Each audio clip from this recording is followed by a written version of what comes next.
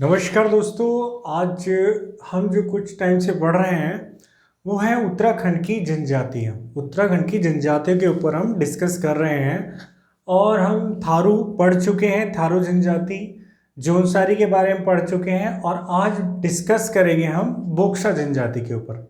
Okay. और देखिए मैंने पहले भी आपको बता था कि जितनी भी ये जनजातियाँ हैं उनकी जो उत्तराखंड के मैप में जो लोकेशन है, जहाँ भी उनकी लोकेशन है, वो पहली वाली वीडियो में दर्शाया था, यानी कि पहली वाली थारू वाली जो है, जिसमें थारू जनजाति के बारे में व्याख्या की, तो उसी में मैप बना था और सबकी लोकेशन दर्शाई थी। ओके, तो वो फर्स्ट वाली वीडियो बहुत ही महत्वपूर्ण है, तो आप उसको मैप को जरूर देखें। ठीक है, रटने से अच्छा है कि मैप को देखें तो एक दिमाग में छप जाएगा कि किसकी लोकेशन कहाँ है, याद करने में आसानी हो जाएगी बहुत। हालांकि मैंने लिख दिया यहाँ पर। ओके, तो आइए शुरू करते हैं। देखिए, जो बोक्सा जनजाति है वो तराई भावर क्षेत्र वाले में, तराई वाले क्षेत्र में है। ठीक है, तराई वाले क्षेत्र में, जैसे उधम सिंह नगर का अगर आप देखें, काशीपुर, बाजपुर, गदरपुर, जब उधम सिंह नगर में प्रवेश करते हैं तो पहले क्या आएगा, काशीपुर, ठीक है, फिर बाजपुर आएगा, फिर गदरपुर। अगर आप उधम सिंह नगर को एक पूर्वी हिस्सा और पश्चिमी हिस्से में डिवाइड करें तो ये जो है ये है पश्चिमी हिस्से में। अगर उधम सिंह नगर को आधा कर दें तो पश्चिमी हिस्से में क्या है, यस, बोक्सा, और पूर्वी में क्या है, थारू। ओके, पश्चिमी बोक्सा और पूर्वी में थारू, यानी कि आधे में थारू और आधे में बोक्सा। तो उधम सिंह नगर में काशीपुर, बाजपुर, गदरपुर में है, और नैनीताल में भी है, रामनगर में। ओके, और ये कह सकते हैं, और इसके अलावा दुगड्डा, ठीक है ना, यानी कि पौड़ी गढ़वाल, और देहरादून में विकासनगर, डोईवाला और सहसपुर में भी बोक्सा मिलते हैं। जो बोक्सा बहुल क्षेत्र है, यानी कि कौन सा, उधम सिंह नगर और रामनगर वाला, तो इस क्षेत्र को बोलते हैं बुक्साड़। क्या बोलते हैं, बुक्साड़। जहां बोक्सा बहुल में है, बहुल क्षेत्र, बुक्सा बहुल क्षेत्र, तो उसको बोलते हैं बुक्साड़। तो बहुल क्षेत्र है तो कोई ना कोई समिति, कोई ना कोई परिषद बनेगी। तो इसी क्षेत्र में एक परिषद बनी हुई है जिसको बोलते हैं बोक्सा परिषद। क्या बोलते हैं, बोक्सा परिषद, यस। ओके, तो उसको बोलते हैं बोक्सा परिषद। इनके लगभग 173 गांव हैं। ओके, और ये अपने आप को पंवार राजपूत बोलते हैं। क्या बोलते हैं, पंवार राजपूत, जो खुद बोलते हैं अपने आप को, इंपॉर्टेंट है, पंवार राजपूत। लेकिन अलग अलग इतिहासकारों के, अलग अलग विद्वानों के अलग अलग मत हैं। कुछ इनको बोलते हैं मुगलों द्वारा चित्तौड़ से भगाए गए लोग, यानी कि रानी जो हैं, वहाँ की रानियाँ, ठीक है, स्त्रियाँ, और जो लोग हैं वो, ये लोग आकर बस गए, उनके वंशज हैं। और कुछ विद्वान कहते हैं कि मराठों द्वारा भगाए गए लोगों के वंशज हैं। लेकिन ये कन्फर्म है कि ये लोग उत्तराखंड में 16वीं शताब्दी में आए थे। 16वीं शताब्दी में आए थे, और ये आए थे बनबासा। बनबासा मतलब चंपावत। अगर आप चंपावत मैप देखें, देखिए मैप जरूर देखना है आपको, ठीक है, मैप जरूर देखना है, फिर मजा आएगा आपको स्टडी में ना, डिस्कशन में समझने में आसानी रहेगी। तो चंपावत के बिल्कुल दक्षिण में टनकपुर से भी नीचे है बनबासा। तो ये लोग जो हैं 16वीं शताब्दी में यहाँ पर बोक्सा लोग आए थे, और इनकी जो शारीरिक बनावट है वो मंगोलों से काफ़ी मिलती जुलती है। मतलब कद छोटा, ठीक है, कद छोटा, और कद छोटा, आंखें छोटी, शरीर मजबूत, नाक चपटी और पलके भारी, ठीक है, इस तरह की इनकी बनावट है। ओके, तो मंगोलों से मिलती जुलती है। इनकी कोई भाषा नहीं है, जिस क्षेत्र में रहते हैं वहीं की भाषा ये बोलते हैं। तो इस क्षेत्र में रह रहे हैं उधम सिंह नगर में, तो इनकी भाषा है भावरी, कुमैया और रच भैंसी। भावरी, कुमैया और रच भैंसी। ओके, भावरी, कुमैया और रच भैंसी। जैसे हमने बताया कि ये लोग मानते हैं कि कहीं ना कहीं राजस्थान से इनका संबंध है, ठीक है। तो वहां की वेशभूषा कैसी है, लोग कैसे कपड़े पहनते हैं, यस, पुरुष क्या पहनते हैं, धोती, कुर्ता और पगड़ी, बड़ी बड़ी मूछे, दाढ़ी, ठीक है ना, तो ये इनकी वेशभूषा है। महिलाएं क्या पहनती है, लहंगा पहनती है, लहंगा पहनती है और चोली, लहंगा और कुर्ती और क्या, चोली, जिसको अंगिया भी बोलते हैं। आगे बढ़ते हैं। ये जो बॉक्सा जनजाति है ये कई उपजातियों में या कह सकते हैं गोत्र में विभक्त हैं। तो पवार तो याद करने की जरूरत नहीं है, पवार याद हो गया। इसके अलावा यदुवंशी राजवंशी, पवार के अलावा यदुवंशी राजवंशी परतजा और तंवर। यदुवंशी राजवंशी यस परतजा और तंवर याद कर लीजिए। एक बार मेरे साथ बोलिए यस, फर्स्ट वाली बोलिए यस पवार, फिर यदुवंशी, फिर यस राजवंशी, फिर परतजा, फिर तंवर। एक बार रिपीट कर दीजिए। फर्स्ट वाली वेरी गुड पवार, दूसरी यदुवंशी, फिर तीसरे नंबर पर राजवंशी यस, फिर परतजा और लास्ट में तंवर। Very good. अच्छा ये इसी सीक्वेंस में याद कर लिए कीजिए, ठीक है ना, बार बार सीक्वेंस बिगाड़ना मत, याद करने में आसानी होगी। और देखिए जो दून में, देहरादून में जो बोक्सा रहते हैं, यानी कि सहसपुर वाला डोई वाला जो क्षेत्र है, इसमें जो बोक्सा रहते हैं इनको बोलते हैं मेहर बोक्सा। क्या बोलते हैं? मेहर बोक्सा। तो मेहर बोक्सा देहरादून वाले, ओके। और बहुविवाह का भी प्रचलन है, लेकिन धीरे धीरे आधुनिकीकरण हो रहा है, सब व्यक्तियों का, गांव का भी, लोगों का भी। तो धीरे धीरे क्या हो रहा है, एक विवाह का प्रचलन हो रहा है, चाहे कोई सी भी जनजाति हो, सब में ऐसा ही हो रहा है। संयुक्त परिवार की व्यवस्था थी, पितृसत्तात्मक थी, ओके, अभी भी है। और मजे की बात यह है, पुत्री को भी संपत्ति में उत्तराधिकारी बनाते हैं, पुत्री को भी संपत्ति में उत्तराधिकारी बनाते हैं। इसका मतलब ये हुआ, अगर उनको उत्तराधिकारी बना रहे हैं तो बोक्सा समाज में स्त्रियों की जो स्थिति है बहुत ही उच्च है, यानी कि अच्छी स्थिति है, ओके। हिंदू धर्म के बहुत ही निकट है। कैसे पता लग रहा है? महादेव की पूजा कर रहे हैं, काली की पूजा कर रहे हैं, दुर्गा की पूजा कर रहे हैं और लक्ष्मी की पूजा कर रहे हैं। इसके अलावा चामुंडा देवी इनकी सबसे बड़ी देवी है। कौन? चामुंडा देवी। चामुंडा देवी इनकी सबसे बड़ी देवी है, ओके। और ये कहाँ है? काशीपुर में इनका मंदिर है, इंपॉर्टेंट। इसके अलावा खेड़ी देवी और साकरिया भी होते हैं। खेड़ी देवी और साकरिया इनके देवता हैं। ये ग्राम देवी है और ये ग्राम देवता है। और कई बार क्या होता है, गांव के बाहर एक छोटे से, कई लोग गांव में क्या छोटा सा एक टेम्पल सा बना देते हैं, बहुत छोटा सा, ठीक है ना, लगभग इतना ऊंचा या थोड़ा इतना, तो उनको बोलते हैं थान।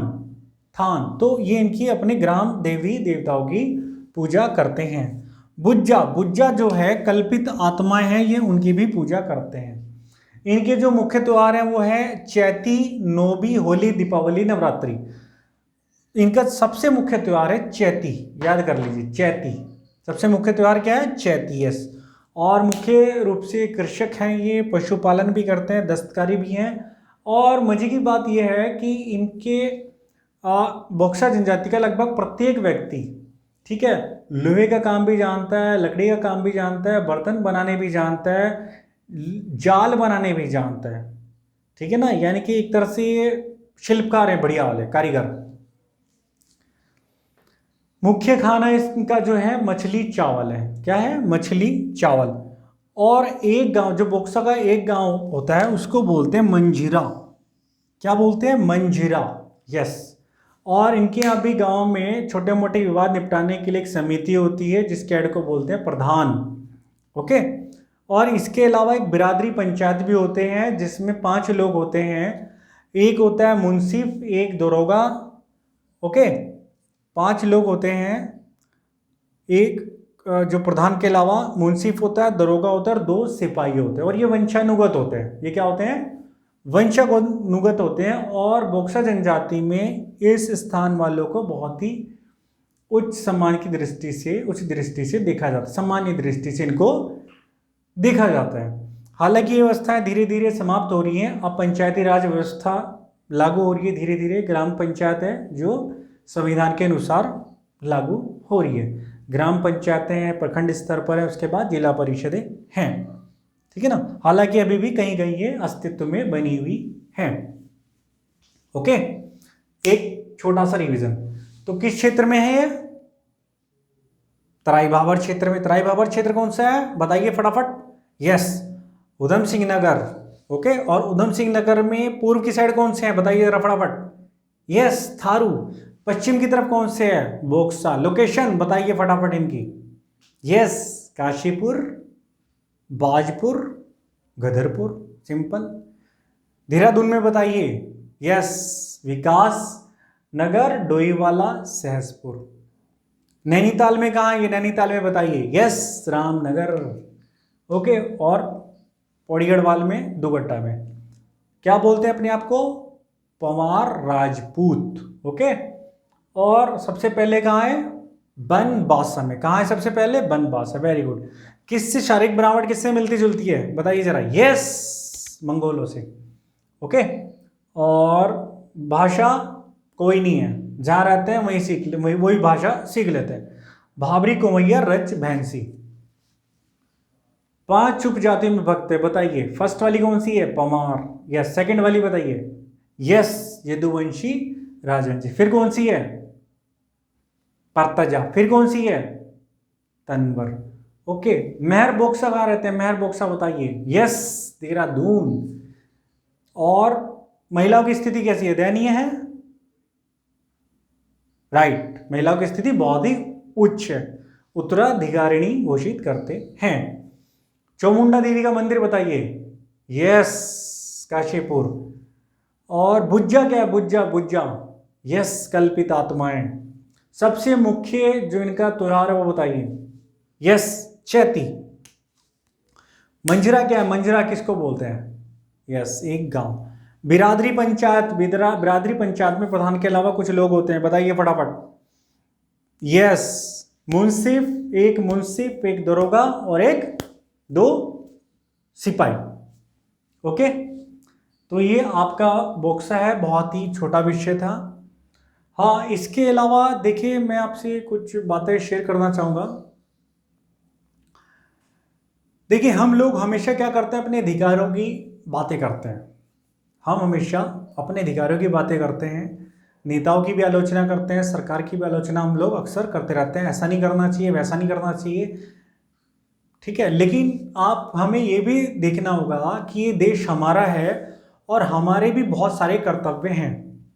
हमारे भी कर्तव्य हैं, हमारा देश है, ठीक है। हम लोग क्या करते हैं? कहीं भी जगह थूक देते हैं, थूकते हैं, कहीं भी थूक देंगे। ओके, हम लोग क्या करते हैं? कहीं भी गलत पार्किंग कर देंगे, फिर क्या होगा? वहां जाम लग जाएगा, ठीक। दूसरा करेगा तो उसको गालियां देंगे।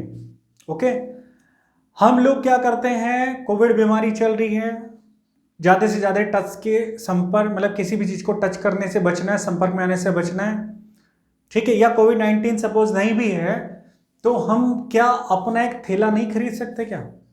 या एक जूट का बैग छोटा सा ऐसे ऐसे गोल गोल घुमा के इतना सा कहीं अपने बैग में नहीं रख सकते क्या? अपनी बाइक में, अपनी व्हीकल में, अपने, ठीक है, अपने पास नहीं रख सकते। जरूरी है कि हर बार जितनी बार सामान लेंगे उतनी बार उससे पॉलीथीन या जूट बैग लेना है? ये तो हमारे हाथ में है। ना थूकना तो हमारे हाथ में है, गलत पार्किंग ना करना तो हमारे हाथ में है। और हम क्या करते हैं? क्या महिलाओं का सम्मान करना क्या हमारा कर्तव्य नहीं है?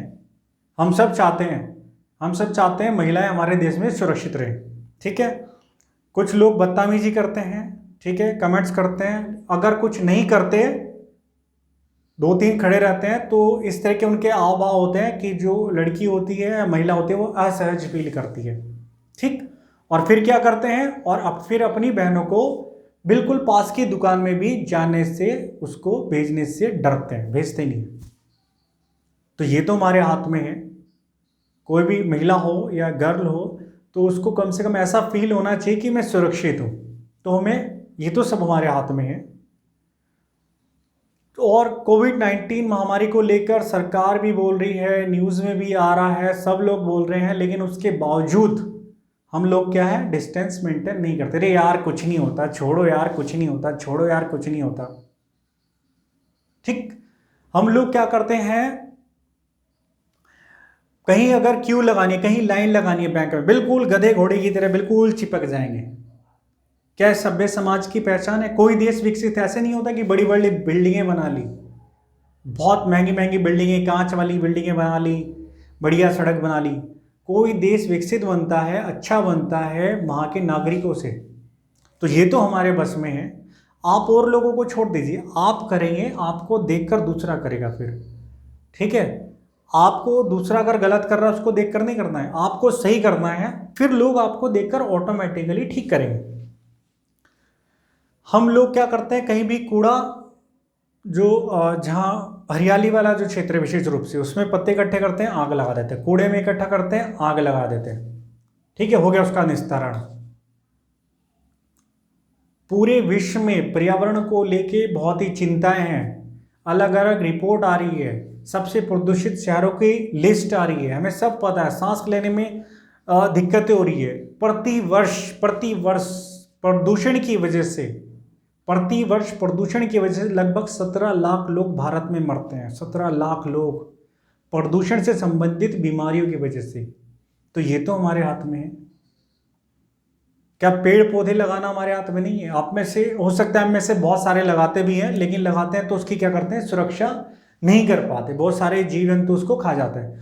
तो अगर पौधे लगाएं तो उसको सुरक्षित भी करें। अगर ग्रामीण क्षेत्र में है तो स्पेस बहुत है, आप लगा सकते हो। शहरी क्षेत्रों में है तो कोई बड़ा ड्रम या कोई बड़ा पॉट लेकर आपको पेड़ लगाना है, छोटा पौधा नहीं फूलों वाला, वो तो लगाना ही है, वो आपकी स्वेच्छा है, लेकिन बड़ा पौधा लगाना है ताकि वो कम से कम इतना बड़ा हो जाए, 7-8 फीट का। ठीक है, और ऑक्सीजन भी दे। तो ये तो हमारे हाथ में है।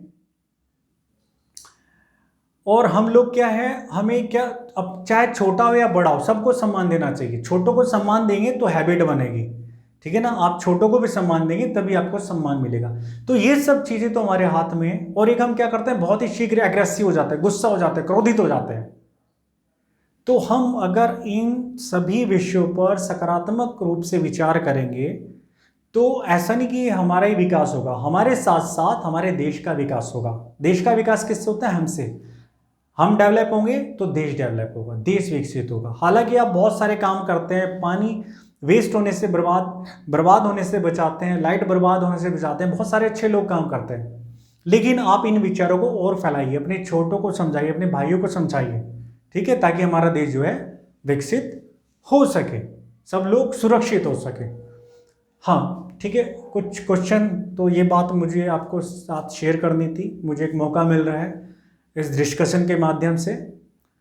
तो मैं आशा करता हूँ आप सभी इसको अपने जीवन में इम्प्लीमेंट करेंगे। हम सभी लोग देश प्रेमी हैं, देश से प्यार करते हैं, तो अपने लिए तो करना ही है, लेकिन सबसे बड़ा देश के लिए करना है।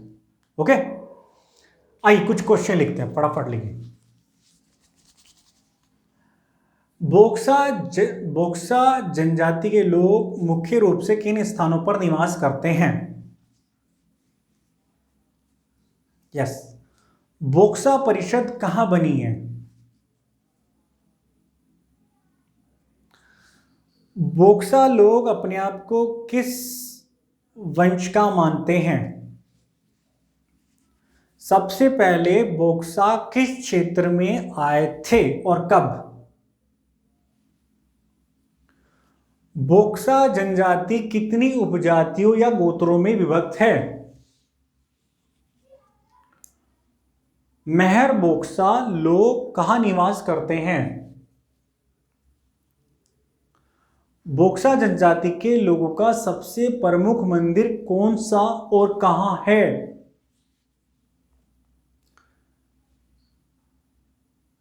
बोक्सा लोगों के संदर्भ में बुज्जा क्या है? बोक्सा लोगों का सबसे प्रमुख त्योहार बताइए। बिरादरी पंचायत में कितने लोग और कौन कौन से लोग होते हैं? और मंझरा क्या है? ओके, तो हमारी थारू जनजाति हो गई, जौनसारी हो गई, बोक्सा हो गई। ओके, इसके बाद हम पढ़ेंगे भोटिया और फिर राजी, और ये जनजाति वाला आपका खत्म। ठीक है, जनजातियों से 1-2 क्वेश्चन जरूर आएगा, डिस्क्रिप्टिव भी आएगा, जैसे मैं हर बार बोलता हूँ, बड़े एग्जाम की दृष्टि से। और ये आपका उत्तराखंड से संबंधित कोई भी एग्जाम है, चाहे आपका UK SSS है, पुलिस SI है, या कांस्टेबल है, ठीक है, या चाहे वीडियो है, ठीक है, उत्तराखंड से संबंधित कोई भी एग्जाम है आपका, तो ये बहुत ही आपका महत्वपूर्ण है। ओके, तो आज के डिस्कशन का समापन करते हैं, नेक्स्ट वीडियो में मिलते हैं नेक्स्ट विषय के साथ। तो इसी के साथ नमस्कार और जय हिंद, जय भारत।